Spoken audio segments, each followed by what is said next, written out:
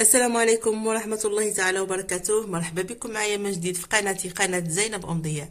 اليوم ان شاء الله غادي نحضروا واحد البسبوسة بنكهة الحامض، كتجي بنينة وكتجي رطبة بزاف وكتجي فازقة بديك السيرو اللي درنا ليها اللي غادي تشوفوه معايا ان شاء الله من بعد.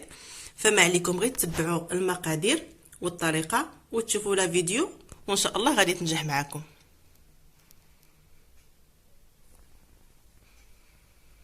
بالنسبه للمقادير على بركه الله، عندي كاس ديال العنبه ديال السكر انا درته هنا، عندي كاس ما عمرش كاس الا قل ربع ديال زيت المائده، عندي هنايا قشور ديال حامضه محكوكين، عندي غادي نستعمل عصير نص حامضه، شويه د الملح، جوج بيضات، جوج خمارات، جوج بيكين باودر هي 16 غرام ديال البيكين باودر، عندي كاس ديال الدقيق الفورس وجوج كيسان ديال السميده رقيقه، ياغورت طبيعي.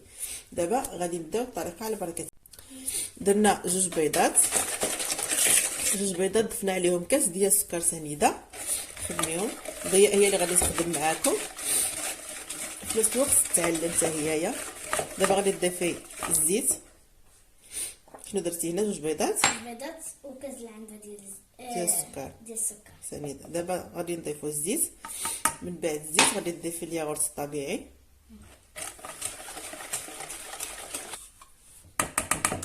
دابا ضفنا الياغورت نخلطو في نفس الوقت، غادي نخدموهم مزيان، خدموا مزيان.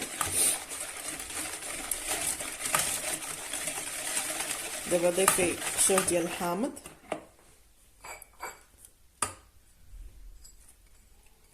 وعصير نص حامضه اللي خلطت مزيان، ضيفي عصير نص حامضه وحركي، خدمي الزربه هكذا صافي. دابا غادي نضيفو السميده، يلا خدمي. دابا غادي نضيفو جوج كيسان ديال السميده رقيقه، كاس ديال الفورس وجوج بيكين باودر من وزن 16 غرام، 8 يعني هي 16.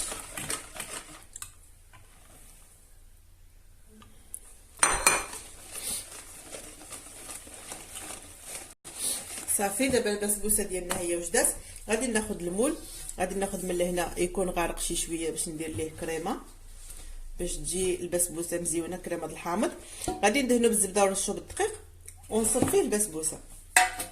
هي راه ضيق مقبلات نسينا مليحه، فضروري ما نرشو شويه ديال الملحه ونحركو. ها نتوما البسبوسه هي شربات صافي. بالنسبه للفران غادي ندخل الفران ديال الغاز، غادي يكون بارد لا هو ولا ديال الضو، ديال الغاز غادي يكون بارد. غادي نشعلو من التحت تكون العافيه مهيله ونحط البسبوسه من الفوق صافي غير طيب، غادي تحمر حتى من الوجه وغادي ننزلها. بالنسبه ديال الغاز ديال الضو عفوا، غادي نشعل على درجه 180 ما بين 170 180، غادي نشعل حتى هو غير من التحت ونحط الكيكه اللي هي البسبوسه في الوسط، ومن بعد غير تحمر غادي نخرجها. في حاله ما تحمرتش غادي نشعل عليها من الفوق.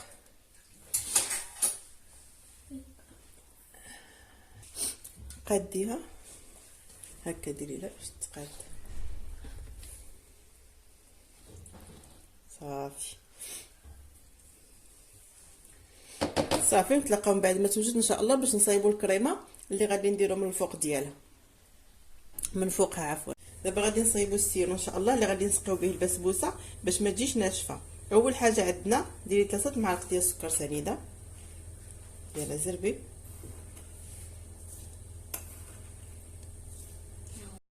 عندي نص كاس ديال الحامض، غادي نكمل اللي بقى بالماء. خويه دابا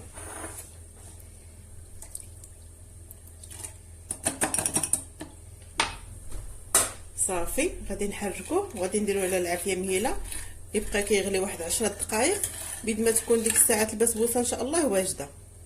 فهذا هو الشربات اللي كيقولوا المصريين اولا السيرو اللي غادي نسقيو به ان شاء الله. صافي البسبوسه هي طابت، خرجتها من الفران. كانت بقات واحد شويه من الفوق ما تحمرتش، فانا طفيت الفران وهبطتها لتحت. هانتوما شفتوا كتحمرت. غادي نجيب واحد ورق المقوى كيف كان تلفس، كيف كنقول لكم دائما، فهو كيساعد على الخدمه. وغادي نحطها هنايا باش نسقيها.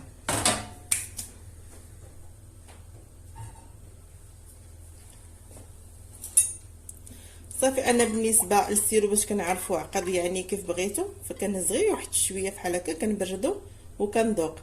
صافي غير كنشوف ديك الساعات المذاق ديال الماء ما بقاش فيه، فهو كيكون عندي واجد. غادي تحطوه فوق العافيه من بعد ما كيغلي غير ب5 دقائق. بغيتو يجي عاقد بزاف ديروا 10 دقائق. صافي السيرو ديالكم هو واجد. دائما السيرو الا كان سخون الكيكه ولا البسبوسه تكون بارده، والا كان السيرو بارد البسبوسه تكون سخونه اولا الكيكه.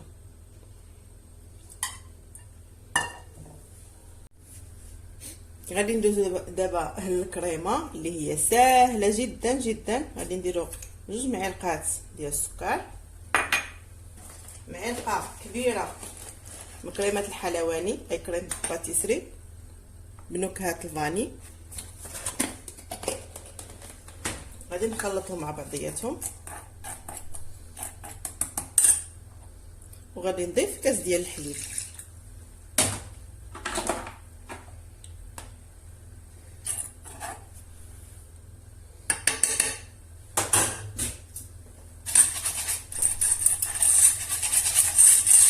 خلطوهم نحركوهم مزيان مع بعضياتهم حتى يتجانسوا كاع العناصر. غادي نحطهم فوق العافيه مهيله حتى يعقد الخليط. وديك الساعات غادي نضيف معلقه ديال مركز ديال الحامض.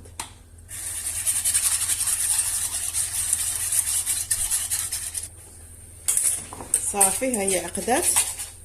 غادي نضيف ليها عقده الحامض اللي كنت كدير الوصفه عرض لواحد عيد الميلاد. صافي ما كملاتش عليها، هاي راه غير شنو غادي تلبس.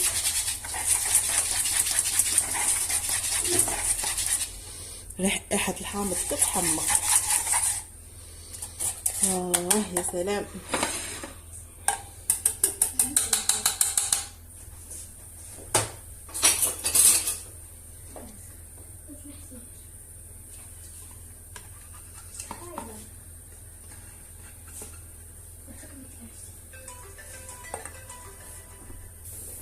سمحوا لي جاني التليفون وكاع ما قدرت نكمل، فانا بسطتها هكا بالسباتيل.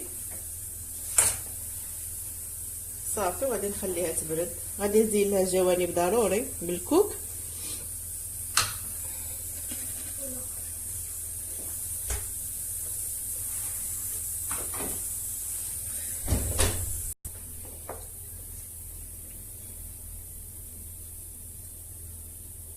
ديك الساعه تزيين كيبقى اختياري، ديروا اللي بغيتو نتوما.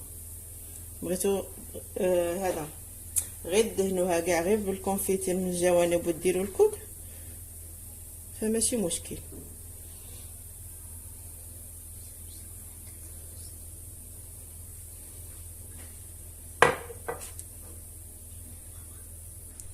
فمن الجوانب حاولوا انكم بحال اللي كتلبسوها بحال هكا باش يلصق ديك الكوك هكذا. هنا غادي ندير اللوز افيلي.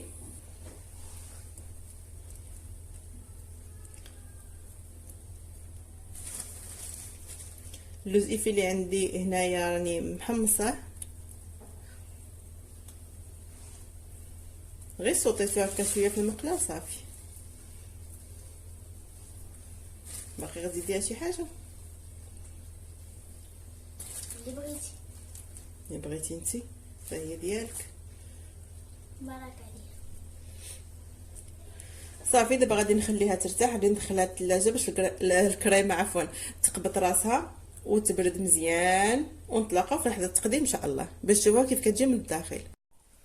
وهكا كنكون وصلنا لنهايه الحلقه ديالنا. كانت هذه البسبوسه بنكهه الحامض، كتجي بنينه ورائعه جدا. ما غاديش نشكرها عليكم بزاف، فان شاء الله غادي تجربوها وغادي تنال اعجابكم. غادي نقسم معكم طرونش باش تشوفوها كيف كتجي من الداخل ديالها.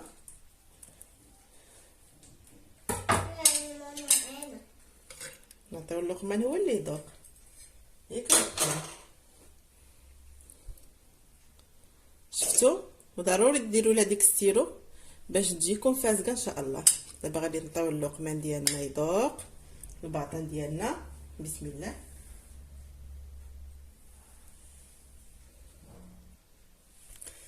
صدقوني ان المذاق ديالها كيجي رائع رائع جدا جدا. ديك النسمه ديال الحامض، كاع الناس اللي عزيز عليهم الحامض فصدقوني انها غادي تعجبكم بزاف.